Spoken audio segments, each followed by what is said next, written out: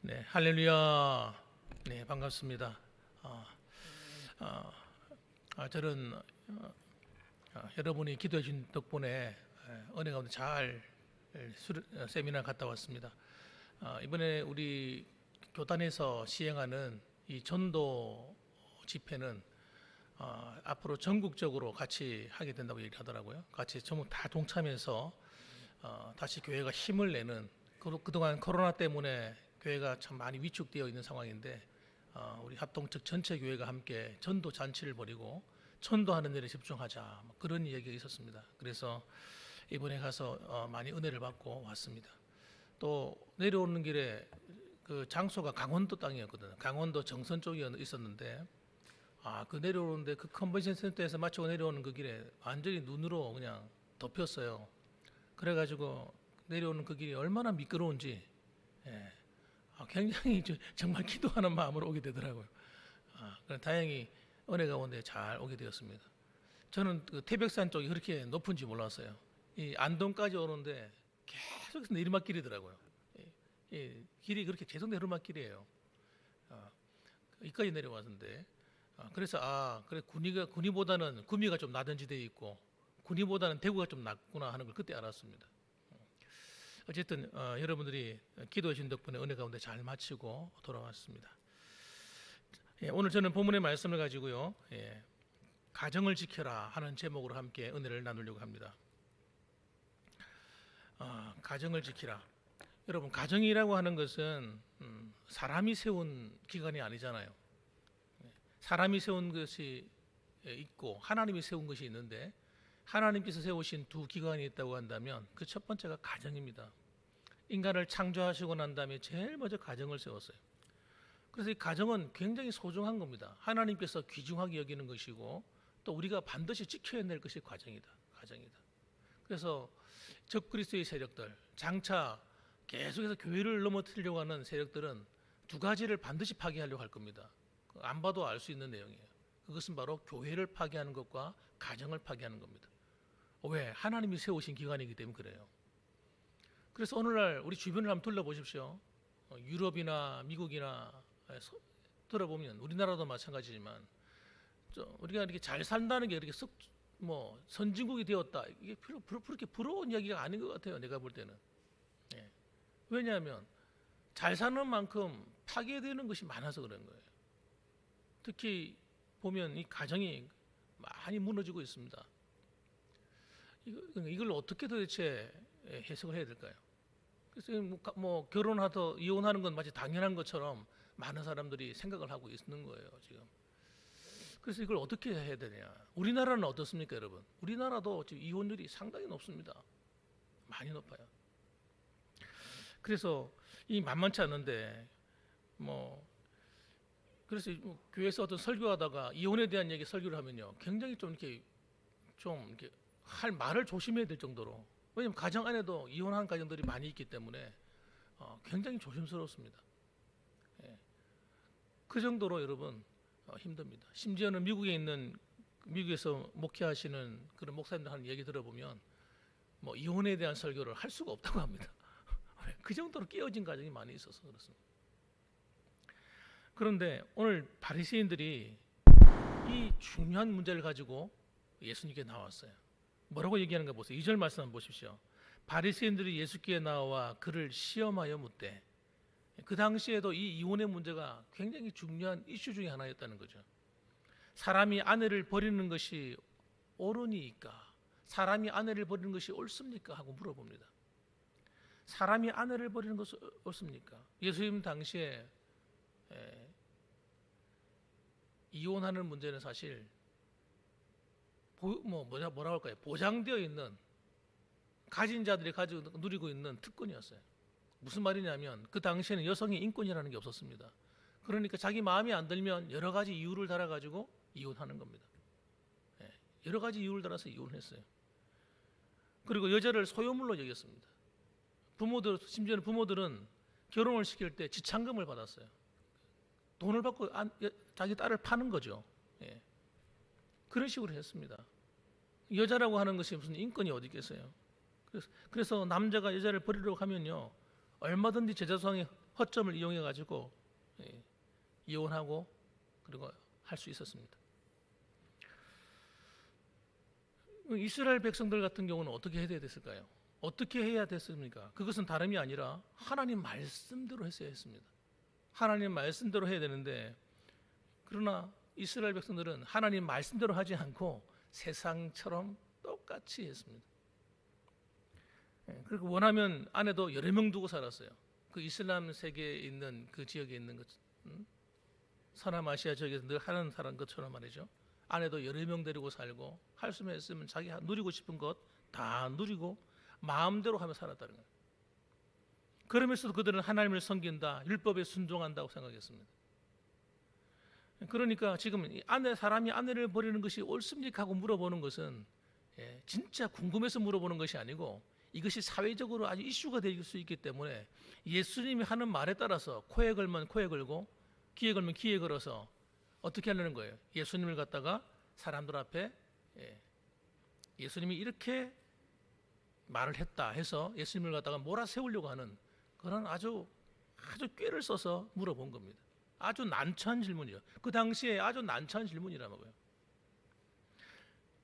그래서 우리는 이러면 세상이 어떻게 말하느냐, 사람들이 현재 뭐라고 말하느냐, 이게 중요한 것이 아니라 성경이 뭐라고 말하느냐, 이게 중요한 겁니다. 오늘도 마찬가지입니다. 오늘 아무리 많은 사람이 이혼을 하고 있고 그들의 마음을 헤아려 주어야 되고 하지만, 그러나 그렇다 할지라도 우리는 성경의 가르침을 따라야 되는 거예요. 자, 그러면 여러분, 성경에서 뭐라고 말씀하고 있는가 하는 겁니다. 그래서 예수님이 물어봅니다. 예수님이 뭐라고 물어봅니까? 그럼 모세가 너에게 뭐라고 명령했느냐? 모세가 누굽니까? 율법이란 율법. 율법에 뭐라고 말했느냐 물어보는 겁니다. 그러니까 4절 말씀이 이렇게 말합니다. 모세는 이혼 증서를 써주어 버리기를 허락하였나이다. 이렇게 아주 교묘하게 말하는 대답하는 거예요. 모세가 이혼해도 된다 이렇게 말한 게 아닙니다. 모세가 말한 것은 특별한 이유가 있을 경우입니다. 예를 들어서 간음을 했다든지 특별한 문제가 죄가 있을 때는 이혼할 수가 있었어요. 완전히 이혼 안 된다 이런 뜻은 아니었습니다. 타당한 이유가 발견되었을 당시에는 이혼 증서를 써주면 이혼을 허락했던 겁니다. 그런데 그들은 실제적으로 삶에 어떻게 적용했느냐, 그거 외에도 여러 가지 이유를 달아가지고 이혼을 했다는 얘기예요. 그래서 여자들은 억울하죠. 억울하게 이혼을 당하는 경우가 참 많았습니다. 5절 말씀 보시기 바랍니다. 5절에 예수께서 그들에게 이르시되, 너에게 이 모세 율법에 대한 얘기를 하는 겁니다. 너희 마음이 완악함으로 말미암아 이 명령을 기록하였거니와. 사실은 하나님 입장에 볼 때는 때로는 아내가 실수하고 남편이 실수했다 할지라도 사실은 그걸 받아줄 수 있어야 된다고 하는 얘기예요. 예수님의 말씀은 원래 취지는 거예요. 그런데 너희들이 완악하니까 어쩔 수 없이 하나님께서 그것을 허락해 주었다. 이런 죄를 범했을 때는 이렇게 하도록 허락해 주었던 것이다. 그래서 예수님은 이 법을 갖다가 어디로 갖고 가셨느냐? 창조의 법으로 가져가십니다. 처음에 주셨던 법. 이런 법도 여러분 상위법이 있고 하위법이 있습니다. 그러니까 상위법은 모든 법 위에 있는 거예요. 그럼 하위법은 상위법을 따라서 해석을 해야 됩니다. 그런데 여러분 이 율법의 상위법이 뭡니까? 하나님의 창조 명령입니다. 하나님이 처음 인간을 창조하실 때 했던 그 명령, 그 말씀이 상위법이에요. 그 율법 위에 있는 겁니다. 그래서 율법이 있기 오래전에 하나님께서 아담과 하와를 창조하면서 하신 분명한 말씀이 있어요. 그게 뭡니까? 창조 때로부터 6절 보면 사람을 남자와 여자로 지으셨으니 이러므로 사람이 그 부모를 떠나서 그 둘이 한 몸이 될지니라. 이러한 적 이제 둘이 아니요 한 몸이니 라고 말씀했습니다. 이미 하나가 한 몸이 되었다는 것은 여러분 무슨 의미일까요? 한 몸이 됐다는 말은 이런 겁니다. 나눌 수가 없다는 겁니다. 아니 팔 다리가 붙어가지고 이러면 온몸이 하나 돼 있는데 이걸 불편하다고 그래가지고 팔을 잘라버린다든지, 다리가 불편해, 다리가 장애가 와서 불편하니까 잘라버리자. 그렇게 할 수가 없다는 겁니다. 하나님께서 아내와 남편으로서 한 가정을 딱 이루어져 버리면 이것을 한 몸이 되어 버렸다. 한 생명이 되어 버렸다 이 말이에요. 한 생명이 되었는데 좀 팔이 좀 부실하다고 해서 다리가 그 기능을 제대로 못 한다고 해서 잘라 버린다면 이건 있을 수 없는 일이다. 어느 누가 그렇게 하겠습니까? 여러분 생각해 보세요. 손에 장애가 있다고 그래가지고 팔을 잘라버린 사람이 있습니까? 무릎이 안 좋다고 나쁘다고 그래가지고 오른다리에 무릎이 안 좋으니까 못 쓰겠어. 다리 한번 잘라버리자. 이렇게 말하는 사람이 없다는 거예요. 이 한 몸의 개념이 그 개념입니다. 하나다, 하나야. 이 하나라고 하는 진짜 둘이 그냥 하나인 것처럼 살짝 붙어 있는 것이 아니고 필요에 따라서 뗄 수 있는 것이 아니라 하나다, 하나. 한 몸, 한 통이 되어버렸다, 한 통.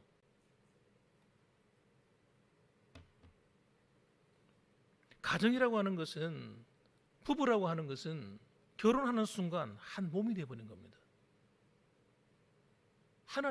하나님이 원래의 뜻이 그런 거예요. 한 몸이 되어버렸다. 그런데 어떤 경우는 시댁이나 또는 그 가정에서 자부가 마음에 안 들어. 자부가 마음에 안 든다고 늘 핀잔을 두고 뒤에서 욕을 하고 그래가지고 남편이 견디다 못해가지고요. 집에만 가면 그런 소리를 하니까 결국은 아내하고 이혼해서 갈라서는 경우도 있어요. 여러분, 그게 여러분 옳지 않은 겁니다. 오늘 보면 여기 보면 그러므로 여러분 둘이 한 몸이 되는데 이 한 몸이 될 때 어떻게 됩니까? 사람이 그 부모를 떠나서 그 둘이 한 몸이 되는 겁니다. 부모가 그 가정에 영향을 미치면 안 되는 거예요. 그런데 오늘날 세상에 나가면 여러분 믿지 않는 가정에는 그런 일이 허다합니다. 사위가 마음에 안 든다고 오면 불편해하고 싫어하고 그래가지고 부부 관계까지 갈라지는.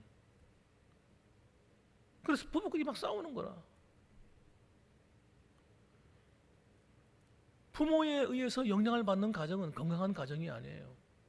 왜? 사람이 그 부모를 떠나서 한 가정을 이루는 거기 때문에 그렇습니다. 선한 영향력, 좋은 것들은 그 자녀들에게 좋은 아름다운 모습으로 본이 되지만 그러나 부부를 사이를 갈라놓고 서로 간에 불편하게 만드는 이런 부모들은 사실은 이 창조 명령에서 순종하지 않고 있는 거죠. 그래서 가정이 어려움을 겪는 가정들이 너무 많아요. 한 몸입니다. 그 누구도 나눌 수 없어요. 이미 결혼을 한번 하고 나면 나눌 수 없는 겁니다. 서로가 허물이 있고 부족함이 있으면 어떡합니까? 하나님께 기도해야 될 문제가 되는 겁니다. 그래서 함께 고쳐 나가야 돼요. 함께 치유해 나가야 됩니다, 여러분. 그래서 9절 말씀에 이렇게 말합니다. 그러므로 하나님이 짝지어 주신 것을 사람이 나누지 못할지니라. 이렇게 말해요. 하나님이 짝지어 주신 것을 사람이 나누지 못한다. 그 누구도 방해해서는 안 된다. 그 가정을. 로마 제국이 무너질 때 이유가 있었다고 합니다. 그 여러 가지 이유가 있었지만 정치적인 이유, 군사적인 이유가 아닌다는 것은 세상 사람이 다 아는 것입니다. 왜 로마의 그 강대한 제국이 어느 한순간에 흔들렸느냐? 그건 타락 때문이에요. 순결함을 잃어버렸기 때문입니다. 가정이 파괴되는 이유 가운데 가장 중요한 것이 여러분 성적인 순결입니다. 성적인 문란, 특별히 이 가정의 붕괴, 로마 시대의 가정이 붕괴해버렸어요. 그래서 믿을 사람이 없는 거예요. 믿을 놈이 없다. 남자는 너무나 문란한 성생활과 그리고 가정을 제대로 안 지키고 온갖 나쁜 짓을 다 하고 다녀요. 정상적인 가정이 될 수가 없는 거예요. 자식을 낳았는데 좋은 자식이 생길 수가 없어요. 그래서 여러분 그 당시에 그 로마의 제국과 관련돼서 유만 로마의 그 철학자인 세네카가 한 말이 있습니다. 이렇게 말했습니다. 로마의 애국자들이여 가정으로 돌아가십시오. 그리고 가정을 지키십시오. 로마의 애국자들이여 가정으로 돌아가 가정을 지키십시오. 이 말을 반복해서 말했다고 합니다. 오늘날 세상이 타락하다 보니까요, 사람들이 정상적인 성생활로는 만족을 못하는 거예요. 살만하고 먹고 살만하고 좀 여유가 있는 사람들, 이런 사람들이 의사나 돈 얼마나 많이 범죄 이런 사람들, 이런 변호사나 이런 좀 이렇게 살만한 그런 이런 사람들이, 우리 그런 사람들이 굉장히 훌륭한 사람들일 거라 생각하는데, 여러분 지식이 훌륭하고 그렇다고 많은 지식을 가졌다고 해서 훌륭하지 않습니다. 뒤에서는 여러분 얼마나 문란한 생활하는 사람이 많은지 몰라요. 그러니까 가정이 어떻게 되겠습니까? 그렇게 해서 아이를 낳아 어떻게 건강한 아이가 생기겠습니까? 그런 생활을 하는데. 그래서 그들은 여러분 가정을 제대로 못 지켰어요. 가정이 깨어지는 경우가 너무 많았습니다. 여자도 심지어는 진짜 이 여자가 순결한 내 신분인지 아닌지 알 길도 없는 거예요. 그래서 로마의 그 좀 이렇게 왕가라든지 좋은 이렇게 가문을 갖고 있는 그런 데서는 좋은 며느리를 구해야 되겠는데, 그 좋은 며느리 기준이 뭐겠어요? 옳은 행실이죠. 옳은 행실. 문란하지 않는 여자. 예. 그런 여자를 찾는 거죠. 그런데 그런 여자고 그 당시에도 귀한 거예요. 귀해. 그러다 보니까 여러분 그들은 뭐 마음대로 가정이 쪼개지고 갈라지고 문제가 생기고 아이를 낳으면 이상한 아이가 생기고 그런 거죠. 맨날 술 마시고 뭐 그렇게 하면서 살아갔는데 어떻게 정상적인 아이가 나오겠어요? 이상한 약 같은 거 먹고 말이죠. 가정이 무너지면 아무리 강대한 로마 제국도 무너지는 겁니다. 오늘 이 사회가 건강한 사회가 되려면 가정이 건강해야 됩니다. 이 가정에 대해서 신경 쓰는 곳이 어디냐? 교회입니다. 미국이나 이런 사회도 여러분 가정에 대해서 신경 쓰는 데는 교회밖에 없어요. 교회. 교회에서 가정 세미나를 하고요. 예, 가정 상담해 주고요. 교회에서 다 해줍니다. 우리나라 같은 경우도 그래서 우리 가정 세미나 이런 거 많이 하잖아요. 저는 그래서 우리 청년들이 가정을 세우기 전에 반드시 해야 될 게 뭐냐? 가정이 뭔지를 알아야 배워야 된다 생각해요. 가정에 대한 부부에 대한 공부를 해야 됩니다. 그러면 여러분 서로 간에 어려운 가정, 부부가 뭔지를 알고 결혼하는 것과 모르고 결혼 생활하는 거하고는요 굉장히 차이가 나는 거예요. 그만큼 좌충우돌하는 시간이 줄어버립니다. 아, 남편은 이런 거구나. 야, 여자는 이런 거구나. 남자는 이런 거구나. 알면은 여러분 서로 갈등할 일도 확 줄어버리는 거예요. 아, 시부모의 역할은 어떤 것이구나. 알면 여러분 고부간의 갈등도 사라져버려요. 이런 걸 배워야 되죠. 그런데 어디 가서도 그런 걸 배울 데가 없어요. 교회밖에 없어요. 교회밖에. 그래서 우리 교회도 앞으로 정말 우리 이 군위 지역에서 이런 사역을 해야 될 것이다. 앞으로 만일에 조금 더 우리 교회가 좀 더 커지고 성장하게 되면 말입니다. 마지막 때가 되면 여러분 가정이 무너집니다. 그 가정을 무너지는데 저절로 무너지는 것이 아니라 의도적인 계획에서 무너집니다. 세상을 음란하게 타락시키는 자들이에요. 이런 가정을 해체하려는 자들, 이 적그리스도의 세력들입니다. 마지막에 적그리스도의 세력이 등장하는데 이미 등장했다고 말합니다. 예수님을 믿는 초대교회 당시에도 말입니다. 그 적그리스도는요 집중적으로 교회를 무너뜨리고 가정을 무너뜨렸어요. 그런데 지금까지 가정들이 살아남을 수 있었던 이유는 여러분 하나님의 은혜예요. 하나님이 가정을 지키신 거예요. 교회를 통해서. 또 하나님 여러 가지 환경을 통해서 하나님이 지금까지 지켜오셨습니다. 가정의 주인이 하나님이기 때문에 그렇습니다. 그래서 여러분 이 마지막 시대에 가정을 지키는 방법 하나밖에 없다고 생각합니다. 그것은 뭐냐? 한번 따라합시다. 십자가의 신앙만이 가정을 지킨다. 이 신앙이 분명한 가정들은 여러분 이것이 바로 들어가 있는 가정들은 살아남을 겁니다. 그 가정에서 자라는 아이들이 건강한 아이들이 될 겁니다. 에베소서 5장 24절 보시면 이런 말씀이 있습니다. 그러므로 교회가 그리스도에게 하듯 아내들도 범사에 자기 남편에게 복종할지니라. 남편들아 아내 사랑하기를 그리스도께서 교회를 사랑하시고 그 교회를 위하여 자신을 주심같이 하라. 이렇게 말씀했습니다. 이 말씀을 들어보면 그렇구나 이러고 넘어갈 수 있는 이야기 같지만 가정의 기초가 뭔지를 분명히 보여줍니다. 부부 간의 관계가 어떻게 엮어져야 되는 것인가, 어떤 관계로 하나 되어야 될 것인가를 보여줍니다. 부부 관계는 여러분 교회와 그리스도의 관계라는 거예요. 그리스도와 교회의 관계입니다. 주님과 교회의 관계다. 이렇게 설명하는 겁니다. 우리는 세상에 있는 가정을 세우는 게 아닙니다. 세상을 본받은 가정이 아니에요. 우리는 하나님이 원하시는 가정을 세우는 겁니다. 하나님을 원하시는 가정이 뭔가? 바로 그것은 그리스도와 교회의 관계로서 이루어진다는 거예요. 그래서 이렇게 얘기합니다. 교회가 그리스도에게 하듯이 아내들도 범사에 자기 남편에게 복종할지니라. 아내는 남편의 질서하에 있어야 됩니다. 오늘날 이것이 깨어지면 가정은요 전부 다 깨어지게 되어 있어요. 남편이 돈을 못 버는 가정들, 아내가 돈 버는 가정도 요즘 많거든요. 그래서 남편이 집에서 뭐 하냐면 청소하고 부엌에서 막 이렇게 일하고 아이들 양육하는 이런 희한한 역기능적인 가정들이 막 생겨나고 있습니다.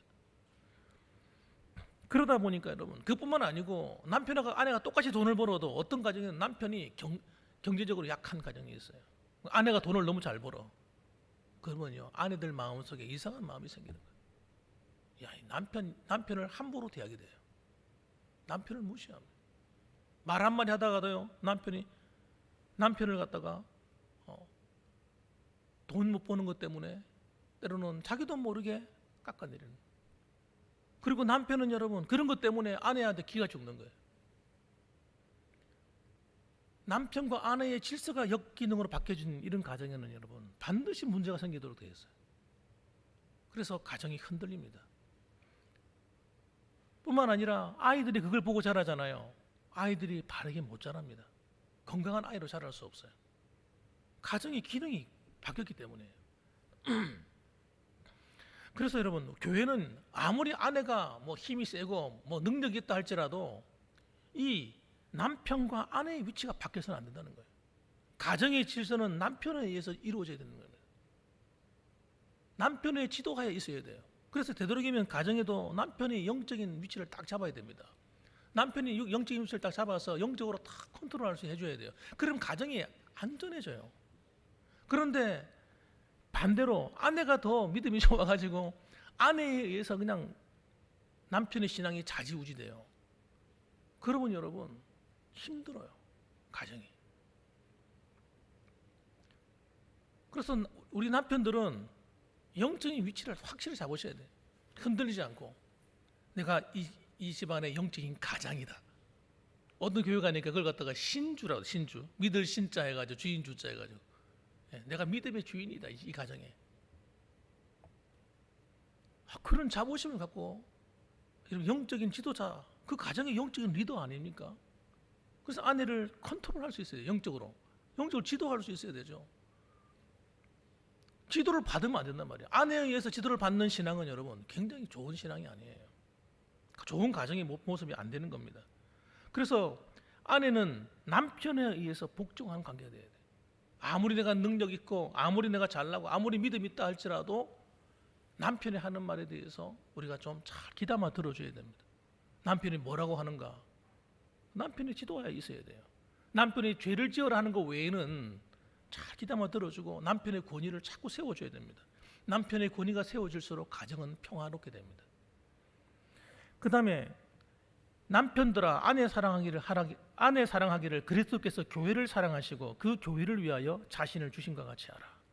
남편들아 아내 사랑하기를 그리스도께서 교회를 사랑하신 것처럼. 어떻게 사랑했는데요?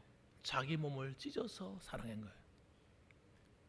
아내가 남편을 정말 존경하고 내게 주신 믿음의 가장으로서 믿음의 우리 이 가정의 주인으로 내가 섬겨주는 거, 복종하는 것처럼 마찬가지로 남편은 그 아내를 어떻게 사랑하는 겁니까? 정말 내 몸을 사랑하듯이 또 그리스도가 교회를 사랑하신 것처럼 희생적으로 아내를 사랑해 줘야 되는 거예요. 이 관계가 같이 맞물려 돌아가야 건강한 가정이 된다는 겁니다. 그래서 우리는 우리의 가정의 모델은 세상에 있지 않습니다. 교회 안에 있습니다. 그리스도께 있습니다. 그래서 그리스도 교회가 하나 되어서 끊어질 수 없는 한 몸이 되어 버렸잖아요. 우리는 머리 대신 주님이 계시고 몸은 우리 교회이지 않습니까? 마찬가지로 몸이 하나 되어 버렸어요. 하나.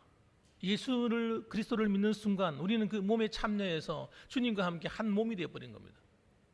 이걸 끊을 수 없잖아요. 마찬가지로 하나님이 세우신 사랑하는 남편과 아내도 똑같다는 거예요. 한 몸이 되어 버린 겁니다. 이 몸의 기능. 여러분, 이 마지막 때는 여러분 이런 말이 안 통하는 시대가 왔습니다.